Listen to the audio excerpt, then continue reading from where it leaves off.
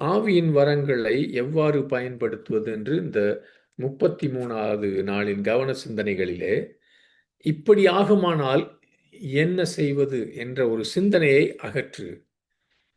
What if, இப்படியானால் என்ன நடக்கும் என்ற காரியத்தை அகற்று. இதுதான் நம்ம நாலாவதாக பார்க்கிறோம். முதலாவதாக விசுவாசம் நமக்கு பெருகணும்னு பார்த்தோம். மற்றவர்களை குறித்த அன்புல நம்ம வளரணும். மூணாவதாக தேவனை குறித்த அன்பு, கனம், மரியாதை இதுல இதுல பெருகினா நம்ம ஆவியின் வரங்களை பயன்படுத்தோம்னு கடந்த 2 நாள்ல பார்த்தோம். இன்றைக்கு இந்த இப்படியானால் என்ன ஆகும் என்ற அந்த ஒரு ஐடியாவை, அந்த ஒரு கேள்வியை நீ அகற்று. முதல் கேள்வி சில பேர் கேட்கலாம், இந்த இந்த காரியம் தீர்க்க தரிசனமோ அல்லது ஞான வசனமோ எதுவோ வரங்கள்ல இது தேவனிடத்திலிருந்து வரவில்லை என்றால் என்ன ஆகும், என்ன செய்வது? நீ தேவனிடத்துல பரிசுத்த ஆவியானவரை கேட்டால் உன் பிதா பரிசுத்த ஆவியை மட்டுமே தருவார். அப்படிதான் இயேசு கிறிஸ்து சொல்லி கொடுத்தார். தேவனுடைய நன்மையில், கிருபையில் அவர் உன்மேல வைத்திருக்கும் அன்பிலே நீ விசுவாசம் கொள், நம்பிக்கை கொள்.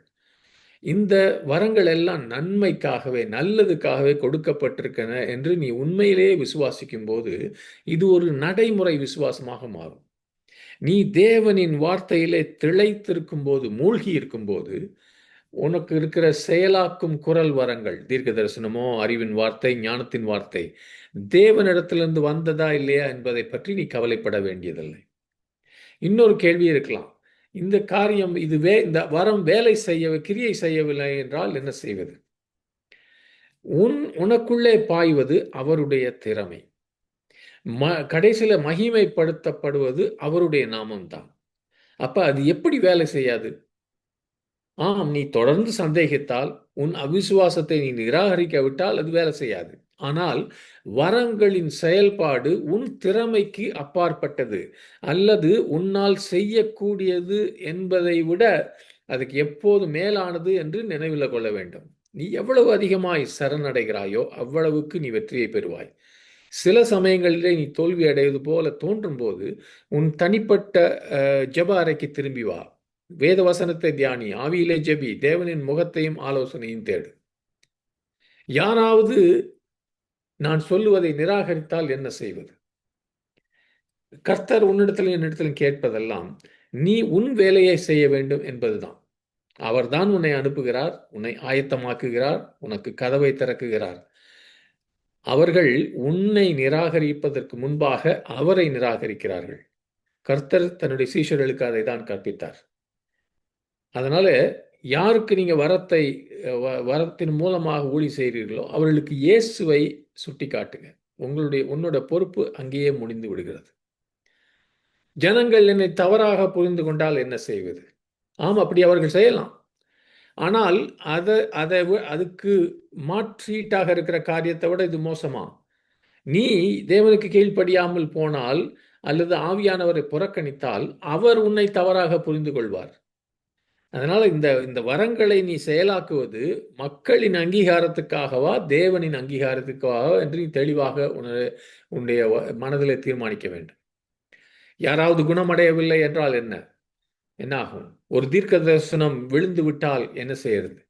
ஒரு அசுத்தாவி திரும்பி வந்து விட்டால் என்ன செய்வது?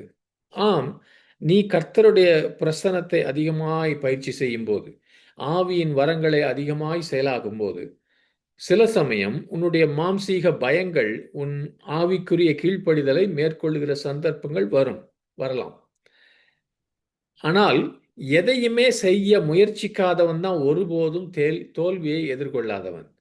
நீயும் அப்படிப்பட்ட ஒரு கூட்டத்தில் ஒரு பகுதியா இருக்க விரும்புகிறாயே, ஒண்ணுமே செய்யாம இருக்கிறது. தேவ ஆவியானவர்னாலே நாம் நம்முடைய மாம்சத்தை வெல்லும் போது கிறிஸ்துவில் உள்ள நம்முடைய ஆவிக்குரிய வாழ்க்கையில வேறு எந்த ஒரு அம்சம் போலவே இந்த வரங்களை உபயோகப்படுத்துகிற காரியத்திலும் வளர்ச்சிக்கு எப்போதும் இடம் உண்டு. அவர் பரிபூரணர், அவருடைய வரங்கள் பரிபூரணமானவை, அவருடைய அழைப்பு உண்மை. ஆனாலும் என்னுடைய ஆவி மனிதன் ஒரு புதிய சிருஷ்டியாக இருப்பது போல என்னுடைய மனமும் என்னுடைய உடலும் இன்னும் முழுமையாக மாற்றப்படவில்லை, மறுரூபமாகவில்லை. ஆனால் அவை மறுரூபமாகும்படியாக இந்த தொடர்ச்சியான என்னுடைய வாழ்க்கையில் இருக்கிற போராட்டத்தில் பரிசுத்த ஆவியின் வரங்களை செயலாக்குவதிலும் நான் என்னுடைய தவறுகளிலிருந்தும் தோல்விகளிலிருந்தும் நான் கற்றுக்கொண்டு தொடர்ந்து பரிபூரணத்தை தேட வேண்டிய ஒரு பகுதியாக இதை பார்க்கிறேன். முதலிலே ஒரு சிறிய சதவீத மக்கள் குணமடைவதை நான் காணலாம். நான் என்னய்யா இப்படி தான் கொஞ்சம் பேர் தான் குணமடைகிறாங்கன்னு சொல்லிட்டு அதே அங்கேயே நிறுத்தி விடுவேன் நான். பாஸ்டர் பில் ஜான்சன், ராண்டி கிளார்க் அவர்கள் ஊழியங்களை குணமாக்குற ஊழியத்தை ஆரம்பித்தபோது 4% ஜனங்கள் தான் வந்ததில்ல. முன்னாடி வந்ததில்ல 4% ஜனங்கள் தான் குணமடைவதில் தொடங்கினாங்க. அவர்கள் உடனே அதற்கான காரணங்கள் என்ன என்று கர்த்தரிடத்தில் கேட்க தொடங்கினார்கள். படிப்படியாக தேவ ஆவியானவர் அவர்கள் மேம்படுத்த வேண்டிய பகுதிகளை சுட்டிக்காட்டினார். குறிப்பாக அவருடைய விசுவாச பகுதியில். அவர்கள் தொடர்ந்து ஊழியம் செய்யும்போது இந்த சதவீத குணப்படுத்துதலை கணக்கு போட்டு பார்த்தாங்க. அது தொடர்ந்து வளர்ந்து வந்தது. எனவே பரிபூரணத்தை தேடுவது வேதபூர்வமான ஒரு காரியம். ஆனால் ஆரம்பத்திலே நீ 100க்கு 100 அடையாததுனாலே அதை விட்டு விடுவது நீ எதிரிக்கு அடிபணிகிறாய் என்று அர்த்தம். ஜெபம் செய், உன்னை தாழ்த்திக்கொள், உன் ஜெபத்திலும் பைபிள் தியானத்திலும் தேவனை கேள், அந்த வரத்தை பயன்படுத்துவதிலே அனுபவம் வாய்ந்த ஊழியர்களை பார்த்து கற்றுக்கொள், தொடர்ந்து சிந்தி பரிபூரணத்தை தேடு. அவர் கிருபை உள்ளவர், தேவ ஆவியானவரே அவருடைய ஒவ்வொரு வரத்துக்கும் காரணராகவும் நிர்வாகியாகவும் இருக்கிறார். ஆமென்.